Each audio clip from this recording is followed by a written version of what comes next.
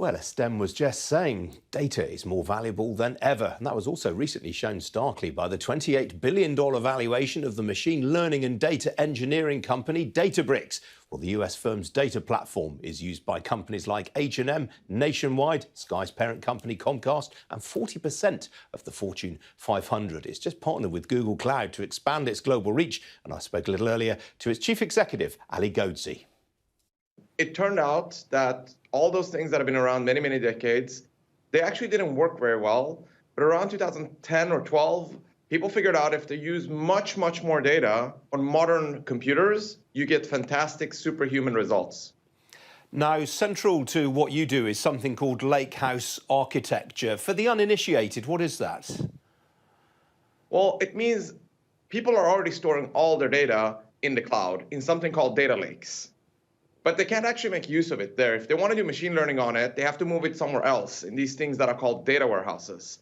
So we've cracked the code on enabling these enterprises do machine learning AI right there on the data lake, so they don't need to necessarily move it to a data warehouse. Therefore, we call it lakehouse. So the portmanteau of those two things. Right. And what are the sectors where you're seeing the most growth in demand right now? You know, that's a great question, because when we started the company, I was trying to figure out what's the sector we should focus on.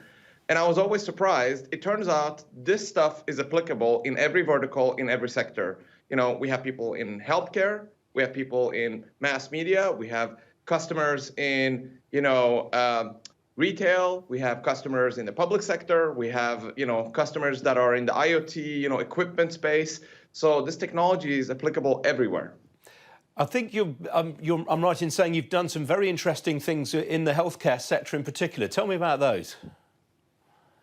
Yeah, so, a lot of the vaccine development that's been going on, a lot of the pandemic fighting behind the scenes, they use Databricks. And they use AI in particular to look at the genomics and find genes and gene markers that are responsible for, diseases and, phenotypes, as they call them.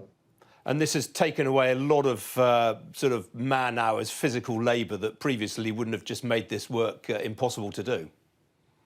Yeah, in the genomic space, it would probably be hard to do at all if you didn't have the machine learning, because this is huge DNA sequences, and you're looking for that needle in the haystack that potentially is responsible for, some disease. So it wouldn't be even possible with this. Now, you've just raised $1 billion from investors. How are you going to be putting that to work?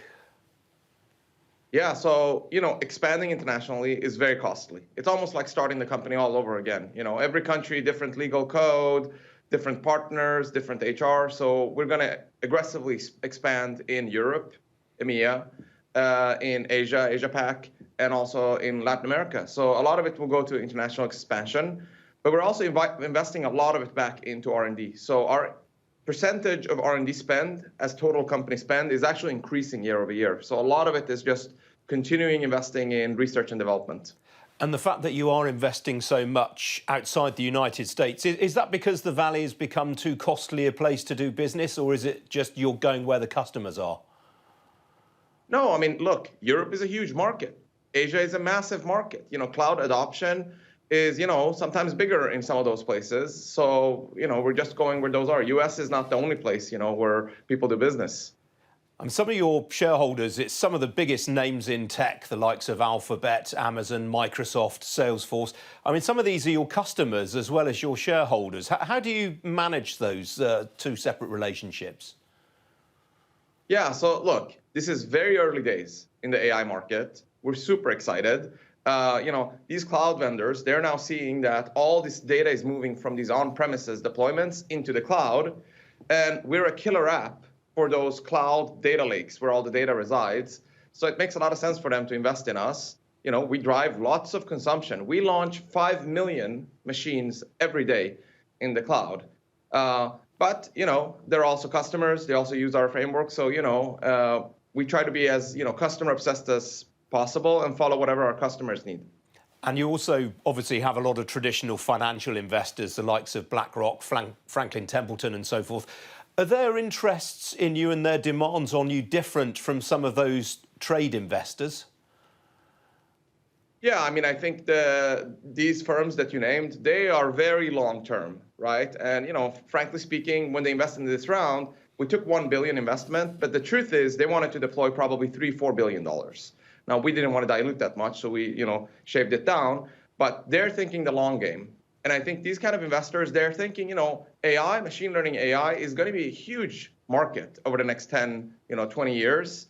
Let's get in now and let's just invest and buy more and more and more. If Databricks stock goes up, we'll buy more. If Databricks stock goes down, we buy more. I think that's different from maybe if you're more short-sighted.